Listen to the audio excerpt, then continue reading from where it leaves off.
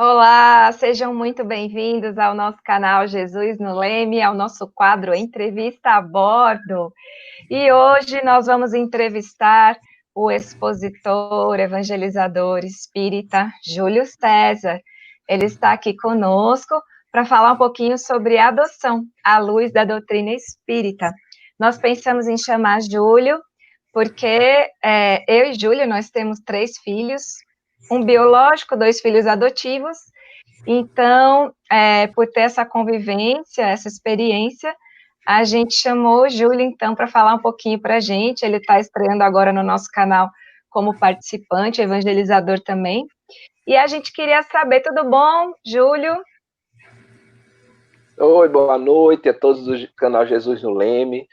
Para mim é uma alegria muito grande de estar aqui hoje, podendo fazer essa explanação, a gente conversar um pouco, fazer um bate-papo descontraído. E afinal de contas, daqui a pouco a gente está entrando no mês de agosto, mês dos pais, né? Então, acho que vai ser bem legal essa nossa conversa. E agradecer a Silvinha, tia Silvinha que está aí, tia Cíntia, que é minha esposa amada, que nós temos esses 3 filhos e essas 2 adoções que nós temos aí na nossa vida. Júlio, fala um pouquinho para a gente sobre como o Espiritismo vê a adoção. Bem, eu acho que quem já leu alguma coisa sobre doutrina espírita, ou que estuda doutrina espírita, sabe que nós somos espíritos imortais e que nós necessitamos de reencarnações sucessivas para a nossa progressão intelectual e moral a caminho da verdadeira felicidade. E nessa trajetória, nós temos várias experiências. E dentre as experiências, nós temos as experiências de ser pais adotivos, né? E também teremos experiências onde nós seremos filhos adotivos. Então, a adoção, de uma forma geral, ela nada mais é do que uma experiência entre uma família, aqueles que adotarão e aquele que vai ser adotado, com o objetivo dessa experiência de conseguirmos adquirir virtudes.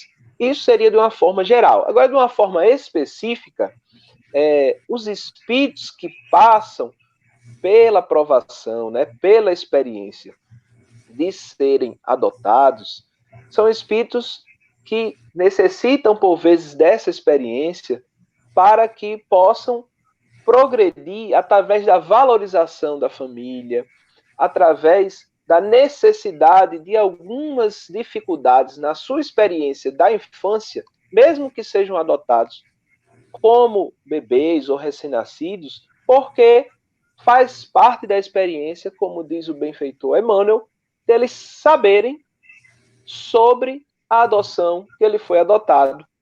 Então, a gente pode depois, mais na frente, comentar. E para os pais que irão adotar, para que possam compreender, né, a importância da paternidade e da maternidade de uma forma mais ampla, fazendo com que esse amor seja escolhido para doar. Porque a adoção é uma escolha de amar alguém dentro da sua família. Júlio, e a gente também queria saber o que fez você decidir pela adoção. Quando é que você parou com Cíntia e vocês conversaram e decidiram, não, vamos adotar um filho ou 2 filhos, como vocês adotaram, né? Silvinha, a gente sabe que lá, lendo no Livro dos Espíritos, que quando nós reencarnamos, nós temos algumas programações já, né, vamos dizer assim, pré-determinadas, onde, de uma forma global, né, a gente vai escolher dentro das nossas possibilidades evolutivas. E também está no Livro dos Espíritos que nós pressentimos as provas, né? Então, uma vez que eu e Cíntia nos encontramos nessa trajetória, nessa encarnação, é como que atinou, né, aquela prova de que, olha, agora chegou o momento, né, de partirmos para o processo de adoção.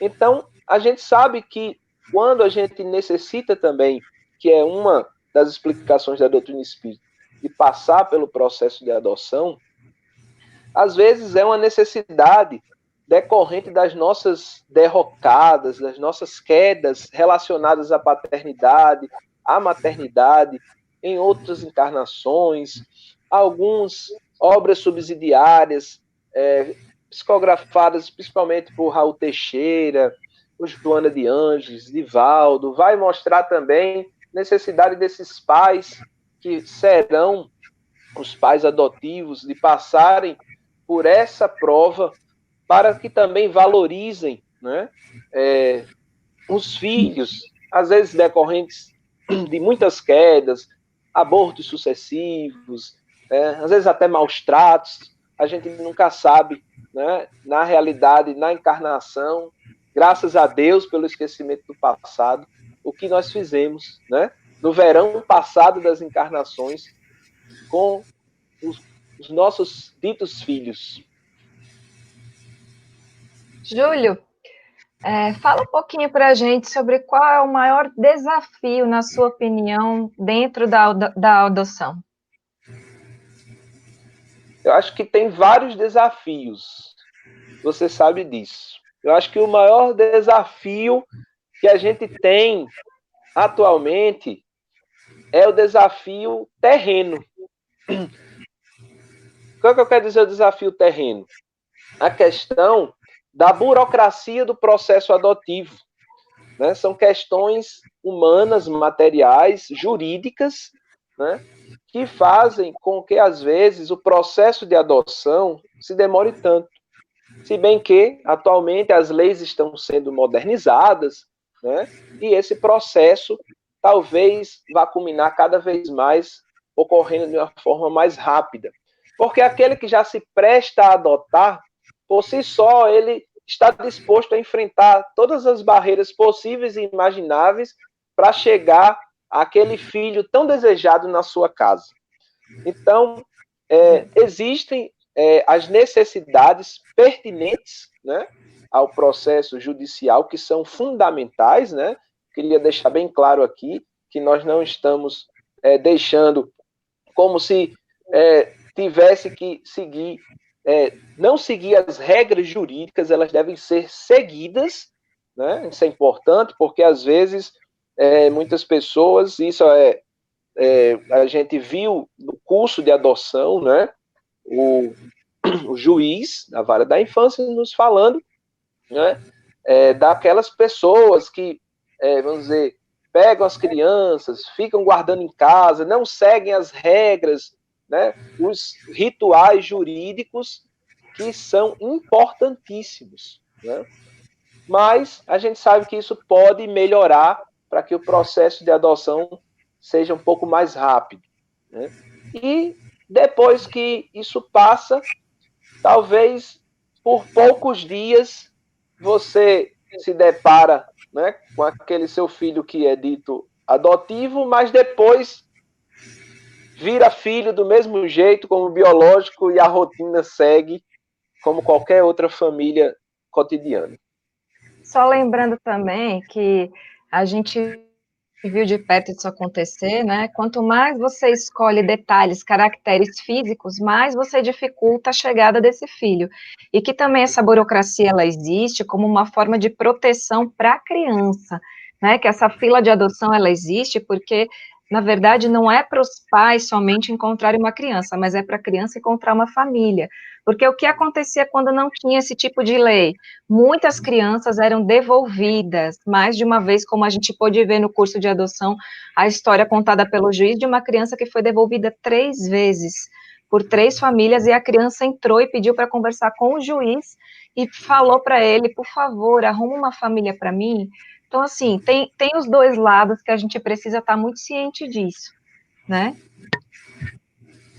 Júlio, você citou alguns autores aí, autores da doutrina espírita, e eu queria que você indicasse alguma obra espírita para os pais lerem sobre a adoção. Bem, Silvinha, tem muitas obras legais, né, que a gente pode estudar, né, avaliar, né? refletir sobre a adoção. Mas eu queria trazer, vamos dizer assim, uma obra clássica, vamos dizer assim, para aqueles que querem saber sobre adoção, que nesse mundo tão moderno, tão rápido, onde as pessoas querem informações rápidas, né? Poxa, mas eu vou ter que ler uma obra toda para entender sobre adoção, então eu vou trazer um livro, tá certo? Que em meia página você vai conseguir entender sobre adoção. É o Evangelho segundo o Espiritismo, tá? No capítulo 13, não saiba vossa mão esquerda o que dê a vossa mão direita. Tá aqui, item 18, eu vou colocar aqui, ó, para vocês não dizer que é mentira minha, ó, aqui, ó. Os órfãos, tá? É meia página aqui, tá? E mais meia página aqui, ó, tá? Então, com uma página é o suficiente para você entender, à luz da doutrina espírita, o que é a adoção. Tá? Então, eu não vou... É um tema de aula para os pais, né? O quê? Esse texto aí pode virar um tema de aula para os pais. Pode virar um tema de aula para os pais, né? Então, assim, poxa, tá aqui no Evangelho segundo o Espiritismo, onde o espírito, um espírito familiar em Paris, em 1860, ele vai explicar sobre os órfãos, ou seja, os órfãos, e ele vai dizer assim, Deus permite que haja órfãos para exortar-nos a servir-lhes de pais. Então, só isso já é um motivo para a adoção. Claro que nós sabemos que existem necessidades de cada família, né, questões econômicas, culturais, né? Existem também as questões, acima de tudo, reencarnatórias, né? De programação espiritual. Mas qualquer pessoa, se perguntasse a Jesus, que está ali atrás de Cíntia, né? Só nos protegendo. Senhor, o que tu achas de eu adotar uma criança? Qual seria a resposta do Cristo? Né? O que Jesus diria para cada um de nós se nós perguntássemos a ele, Senhor, o que tu achas de eu adotar uma criança? Eu acredito, lendo um pouco sobre Jesus, que eu acho que ele iria dar sinal verde. Né? E iria dizer também que não faltará nada. Por que não faltará nada? Porque, olha para o céu, né? Olha os pássaros do céu, né? Olha os lírios do campo, né? Eles não semeiam, eles não colhem, não falta nada para eles. Então, às vezes, a gente fica muito reticente às vezes com a condição financeira, ou a condição psíquica, ou a condição emocional, mas, com certeza, decorrente desse ato, Deus tem várias maneiras de conseguir ajudar aquela família que optou pelo caminho da adoção. Júlio, como é que você conversa com seus filhos biológicos e os adotivos sobre adoção? Quando você acha o melhor momento de conversar? Como é que faz? Eu adoro esse tema, porque muitas pessoas perguntam, e aí, você já falou com seu filho? E quando que você vai contar? Né? Aí eu digo, quando que eu vou contar? Essa semana ou hoje? Porque desde que, por exemplo, João chegou com 15 dias de vida, né, que é o nosso filho do meio, então desde que a gente encontrou com ele na UTI neonatal, a gente já falava para ele, né? Por quê? Porque nós estamos falando ali com um espírito imortal. E o Jesus no Leme tem, né, um quadro só para bebês. Se essa comunicação para bebês, que é de espírito para espírito, não fosse fundamental, não existiria evangelização de bebês. Então, já os mesmo recém-nascido, a gente já pode evangelizar o nosso filho. mostrando a ele que ele está passando pela prova necessária, né? E está tudo encaminhado. E claro que à medida que os nossos filhos vão chegando, né, vão aumentando a idade, a gente continua contando e falando sobre adoção, né? Mas de uma outra forma, né? A gente gosta muito de contar, né, a historinha para eles da escola, né? Que a nossa casa, nossa família é uma escola. E a gente sabe que a gente tem uma sala de aula e lá nós temos vários amiguinhos, né? E que naquela sala de aula nem todo mundo chega na escola do mesmo jeito. Então, tem um amiguinho que chega de ônibus, tem um amiguinho que chega a pé, tem um amiguinho que chega de carro, mas todos chegam para a mesma sala e vão ter aulas com os mesmos professores. E é assim na adoção. Então, a nossa casa, por exemplo, seria a escola. Cada um chegou pelo meio de transporte, mas todos são da mesma sala, com os mesmos pais, que são os professores. E é essa metáfora que a gente usa para poder falar para eles agora, já nessa idade, né? E fala também para o nosso filho biológico, que ele veio da barriga, né? Foi um meio de transporte. E os outros vieram com meios de transporte diferentes, mas somos todos da mesma família, da mesma casa. E como diz Emmanuel, casa, primeira escola, pais, primeiros professores. É desse jeito mesmo. Verdade. Júlio, eu conheci um jovem que ele só descobriu que era adotado com 18 anos. E ele ficou muito revoltado porque ele não conseguiu perceber que a adoção era um ato de amor dos pais que o adotaram, e sim que era um ato de abandono dos pais que o deram para adoção, né? Então, eu acho que existem muitas pessoas nessa condição, e eu queria que você dissesse o que você diria para um jovem como esse, ou até mesmo um adulto, né, que descobre que foi adotado, que ele descobre que foi adotado tardiamente, né? O que é que você diria para um jovem ou para um adulto desse que está com esse sentimento de abandono, né, pela primeira família? Eu queria deixar uma mensagem para você que descobriu, depois de jovem, adulto, que você foi adotado. A minha mensagem para você é que olhe à sua volta o quanto de beleza que a sua vida está. Porque hoje você tem uma família que provavelmente é a sua família espiritual, que é aquela família onde nós precisamos estar. Porque o ato biológico do nascimento não dá ISO 9001, nem dos seus pais biológicos, nem para você.